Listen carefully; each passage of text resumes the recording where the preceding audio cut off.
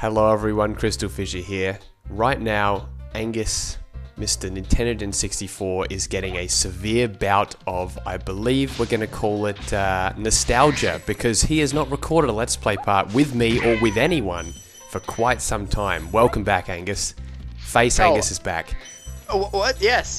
Hello, ladies and gentlemen of the jury. I have returned to co-commentate on what appears to be a Spyro the Dragon Japanese Let's Play. Yes, you right? got it right. I mean, look at the lettering, and yet you still got it right. Just is that what this is? Spyro? Genius. No, it's the Chinese version, which still has the bad angle. No, it's the Japanese version, and yeah, complete with the bad angle. And yeah, I wanted to say that I believe you weren't in any of the parts of Ratchet 5's one, weren't you? Or were you? Because I'm trying to think. I was in quite a number of parts of Ratchet 5's one. Actually. You should, but not with were you in the ones with me and Al? And that, when it was me, Al, and Luke RF44, the whole Diffrance Scasm thing. No, I sort of was there at the start, missed the middle, and then came back at the end. Oh, that's right. And we pissed him off so much that he quit recording at the end. Do you remember that? I think I do. It was during the chase sequence, right? We were pissing him off during the chase sequence, and when you have to chase the what's it called, the trains, and basically he flipped out because we were all taking the piss or something like that. I can't even remember. Yes, very good. I do remember that now. Actually, surprisingly, that was quite some time ago. But yes, look, I'm back. I haven't done a Let's Play probably since early January last year. So. Yeah, it was actually, I think I remember now. It was actually I mean, I'm still, if you still have the footage, we're going to think about it, but Angus and I did this, we recorded almost 16 parts of a Let's Play of, what was the game called? Fucking Simpsons Hit and Run. There we go. Now, wait. She didn't. Now that one, you know how that's commonly referred to as the female dragon. It's sort of has a sort of a more feminine voice. That just sounded pretty normal. But yeah, anyway, yeah, we had the Simpsons Hit and Run. So that was I reckon March 2015 then. Yeah, it was. I uploaded a couple parts of it, but I think I still have the files somewhere. So better, because I've been getting people have actually been requesting me to do a Let's Play of Simpsons Hit and Run, and it's I'm sort of half lazy, but also half want to use the footage we actually had. If I was gonna do another Simpsons Hit and Run Let's Play, I'd have to do it from the start, I think. Well, yeah, because I did I uploaded 2 parts of it. I probably still have the other parts somewhere, but I'd have to actually play the game again to get back up to where it is, because I don't have it. Oh, that's right. Yeah, your hard drive crashed. I don't even have it on this computer, so I'd get a new computer first before I think I even begin that. Yeah, well, yeah, I'd put it up on my channel or something like that. But there we go, got it. Okay, so we're here in the Dreamweaver's world. What do you think of the Dreamweaver's world? I always liked it as a kid, although this was where I had to find my final gems, because I actually couldn't find the last 10, which were the ones behind there from before. What about you? What's your experience with the Dreamweavers? Well, my personal experience with Dreamweavers, this was far and away my favourite of the homeworlds when I was a wee lad. Yep. I can remember spending countless hours playing with the warp ray thing in this level, or yeah, it's fun. The evolver ray or something, shooting enemies with that. I don't know why. I just thought it was amazing, and what I would do. This is something I don't think I've ever told you before. So this is a groundbreaking announcement or revelation on the CrystalFissure Let's Play. But I actually used to draw what it would look like if you shrunk other enemies with the evolver ray. That is actually a stroke of genius. Yeah, I used to draw quite a lot of video game related stuff in my lonely pastime as a child. Lonely pastime as a child. Jesus. Well, in the lonely hours of being a child. So yeah. I used to draw. I was very good at drawing Blowhard. Yeah, it was fun to draw the tornado thing underneath him, but did you draw a tiny Blowhard? No. I think I used to draw the mostly the guys from Beastmakers, smaller. Actually, that's cool, because yeah, I mean, sort of turning the Beastmakers into lovely pets. Yeah.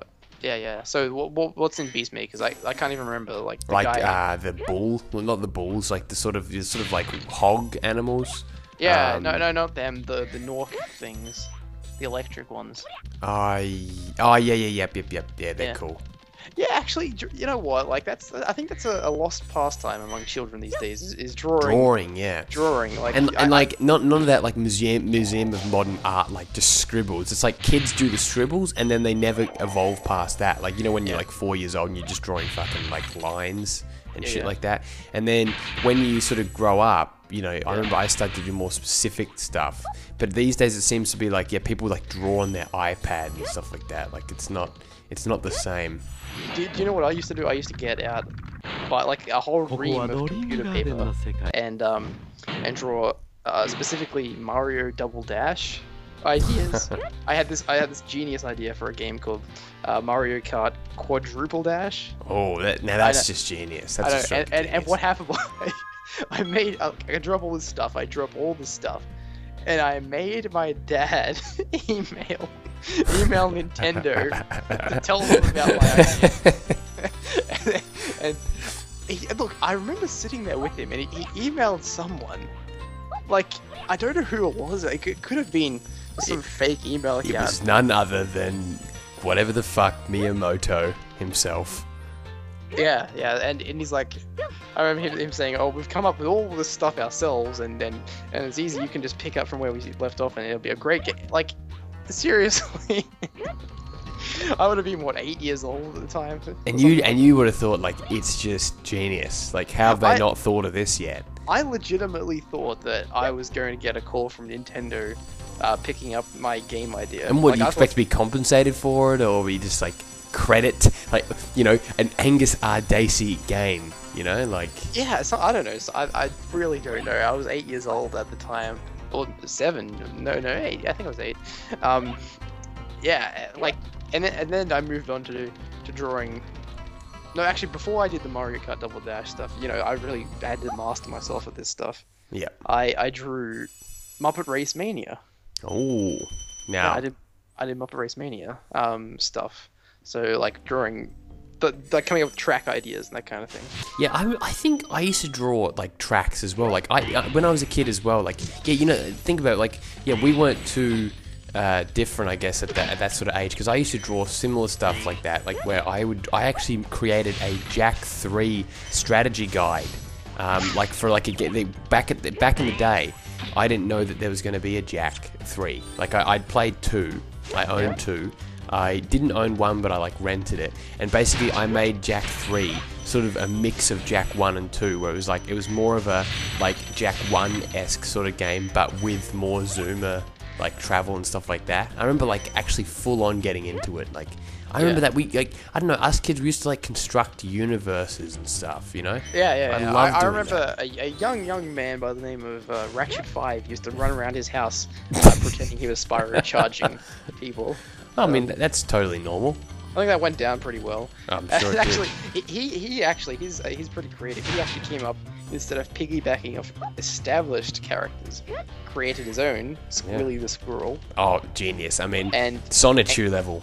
Really. Well, yeah, pretty much. And then he came up with the outstanding concept of Squilly Team Racing. What was that? It's like a Crash Team Racing thing. Oh my God. Where him and his friends made the house, the track. No, do these running races, like an actual competitive athletic competition? Actually, I never saw it, so I don't know how it would have worked. Yeah, I'd like to see this actually, you know, like in practice. You know, maybe even now, next time we go back to the Carroll household.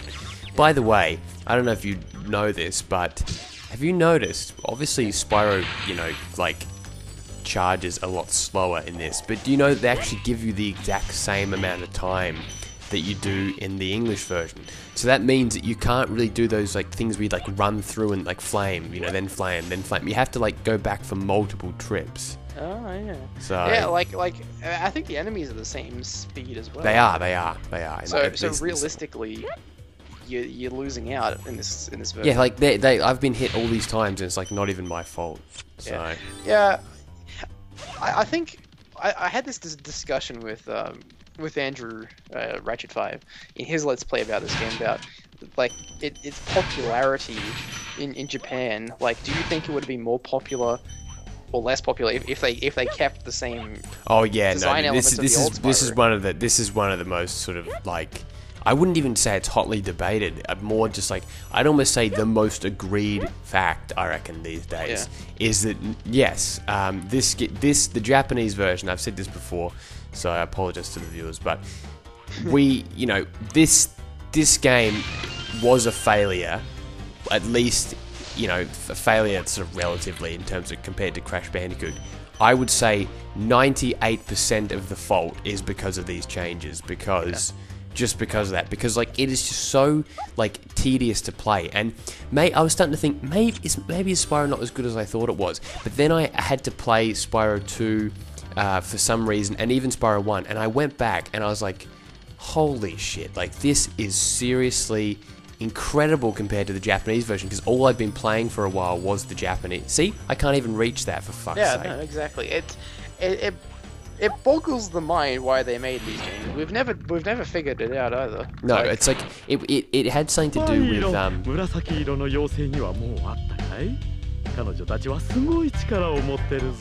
wasn't it something to do with It was a marketing thing by Sony. So it was something to do with kids reporting like sort of health related issues from like how fast the game was, or something like that, like a bunch of bullshit like that. Like it doesn't really make much sense, but it was something along the lines of that. Like kids, it was too fast, it was too flashy, and Japanese kids just weren't used to it. They were like, kids were reporting like, I don't know if it's, I forgot now, it's been ages. I don't think it was necessarily seizures, but like something like that, like where it was like, just issues like that. I had this other idea as well. Like, I don't know if I brought it up in the other Let's Plays, like, but something to do with the camera angle reminds me more of the Super Mario 64 style. Okay. In that like it sometimes gets to be like above Mario and that kind of thing. It's not fixed behind him the entire time. Yeah. Okay. That's so interesting. So could it be could it be Japanese inspired? Could be.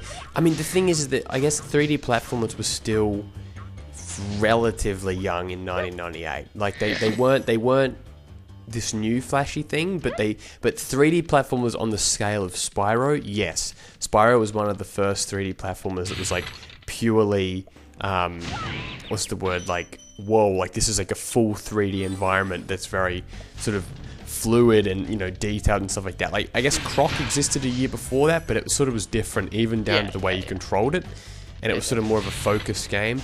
But yeah, so with this they may have thought, oh yeah, we'll just try and make Spyro like we did with Mario. Maybe that will work, but it fucking didn't. I mean, it kind of feels like that too. Like, that's a very good point. I'm not entirely sure how many of those 3D platformers are entirely focused behind the character. Like, if you think about the camera placement and stuff like Banjo-Kazooie, like Croc, even like Mario, those three games, the camera is less fixed. Oh, look at this right now. You see that? Yeah. It's fucking atrocious. It gets in the way, doesn't it? It feels like the camera is more of a hindrance than a... Oh, it does not help at all. Like, and then the slow speed makes reaction times just a pain in the neck, and like actually this game suffers from the exact same problems that every version of Croc suffers from. What's that? It's the slowness and the sort of camera problems. Yeah, you're right. Yeah, I haven't played Croc in ages, but I do remember like the amount of deaths I got that I felt like they weren't because of my own failures. Yeah, I'd say it would be quite high. But Croc's problem as well is that it operates on tank logic, where you can't run like one direction. You have to like go hold forward and then press right for him. That's yeah. Otherwise he just rotates in place. It's like a tank kind of. Tank Abbott. Tank Abbott. Potential WCW World Heavyweight Champion, Tank Abbott. Yeah. Tank Abbott versus Buff Bagwell. Book it. I'd book that. Alright, now what were we talking about again, Spyro? For fuck's sake. Fun fact, did you know that Ripto comes from the Japanese font of Spyro that appears in the main menu? Yeah, you just start repeating like all my part 1 trivias, Did you guys notice that in this game, Sparx is always green. Oh my god. I never realized that the whole time. Yep. Yeah. And genius. that the signs are actually pointless. Now, do you remember this? Here's a bit of a funny little nostalgia thingo. Is that when you had a Japanese exchange student back in the day, you were going to get her to translate some of the signs for us. Oh yeah, I got a couple translated. Yeah, I think. because like Something some was it, there you go. Pumpkin Man or Halloween Man or something. Yeah, there's one. The blowhard is called Hurricane Hat. Yeah. And then something's like Pumpkin Head, I think, or something like that. Not Toasty. Yeah, that's it. Toasty. Yeah. Yep. Yeah, like oh man, if you guys go back and watch that old Ratchet 5 Let's Play, I mentioned it in there somewhere. Like I got her to translate a couple signs for me. All right, one sec. I'll be right back. I'm just having to undergo some kind of drink right now. I'll be right back. And we're back. Sorry about that. Now, another thing, I guess, is that this is really risky too, because remember, you have to get up there in like a certain amount of time. And yep. Before the flames. And the thing is, once they wake up, I'm pretty sure you're like completely fucked. Aren't you? Like, I think you have to like exit the level or die or something like that, because they don't just sort of magically turn away. Now this one as well, this is the super sort of power up version where you actually get to it's because it's yellow. Wait, here we go. Let's look at him. Bit voyeuristic of a shot, but it looks like a doodle's hanging out from the back there. Alright. Yeah, what were we saying before that? Hey, look, you know what this reminds me of? What? Cloud Spires. Claude Spears. I fucking knew you'd say Claude Spears. Yeah, of course you would. I knew, and by the way, for anyone wondering, that is a reference to the great Lapogna 86, was it? 36. They're 86. Was it? What? No, 36. 36, yeah. Lapogna 36 was a famous speedrunner.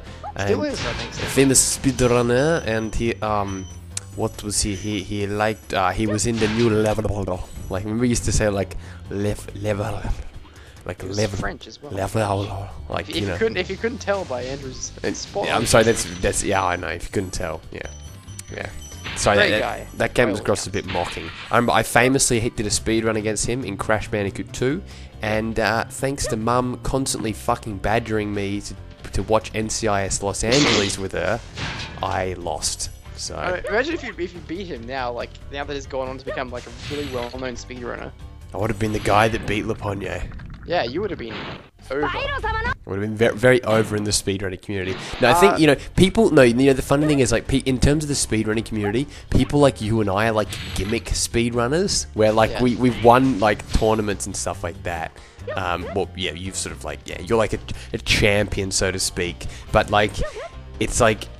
To them, we're nothing because we're like not that good, like we think like, oh yeah, we're pretty good at Spyro and stuff like that. But like you look at the gameplay of this, and I'm not bad, but like the people that are good, you'll fucking know they're good, like it's. Well, hey, but who is the current reigning I'm a Speedrunner champion? Exactly, like me, no one else but me. I am the current champion. And now, would you lose in a one-on-one?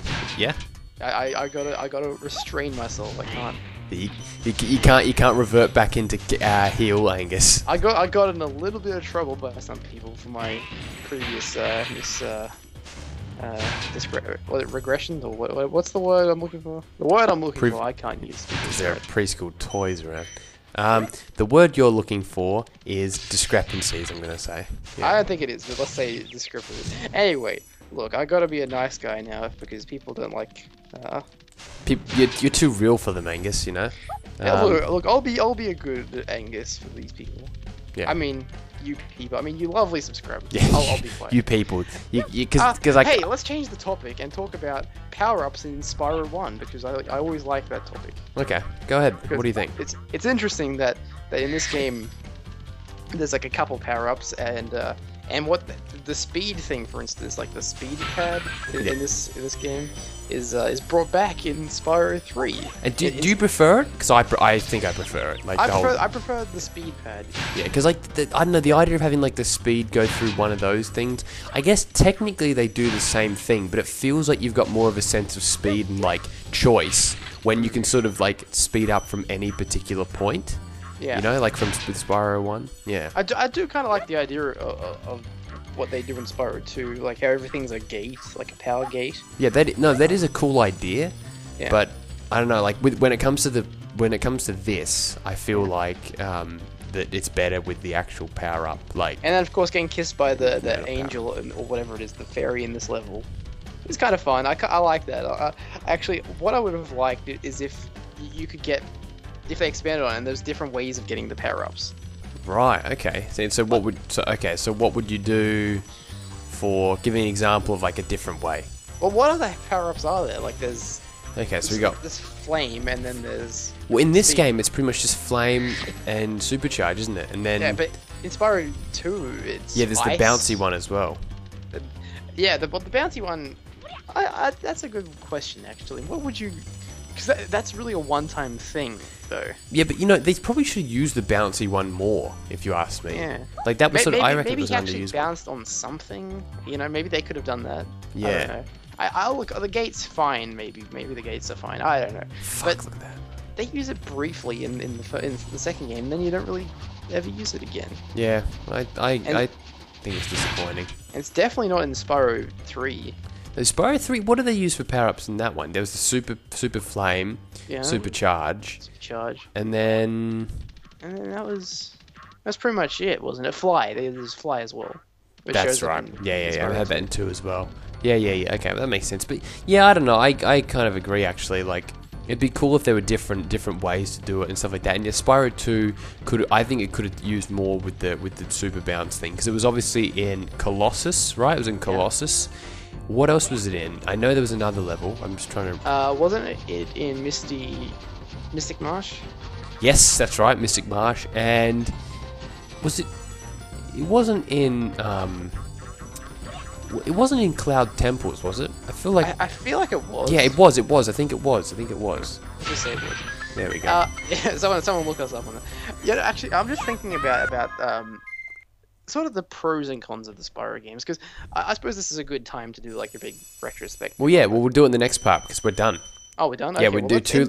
Stay tuned to the next part for the amazing Nintendo Gen 64 and CrystalFissure. And am I your sidekick? Is it Nintendo Gen 64 with CrystalFissure? Nintendo Gen 64 featuring CrystalFissure. Thank you. Yeah, guest starring CrystalFissure. Yeah. And we'll do a retrospective of the pros and cons of the first 3 Spyro games. Let's do it. All right, guys. Oh fuck. Oh god. I should have ended there. I should have really just ended there, but I guess the embarrassment is now stuck. But hey, 64 dragons, so it's a good part to end it. Nintendo Gen 64 Dragons. Thank you guys, and yeah, we shall catch you in the next part. Goodbye. Alright, take care, spike your hair. Woo, woo, woo, woo, woo.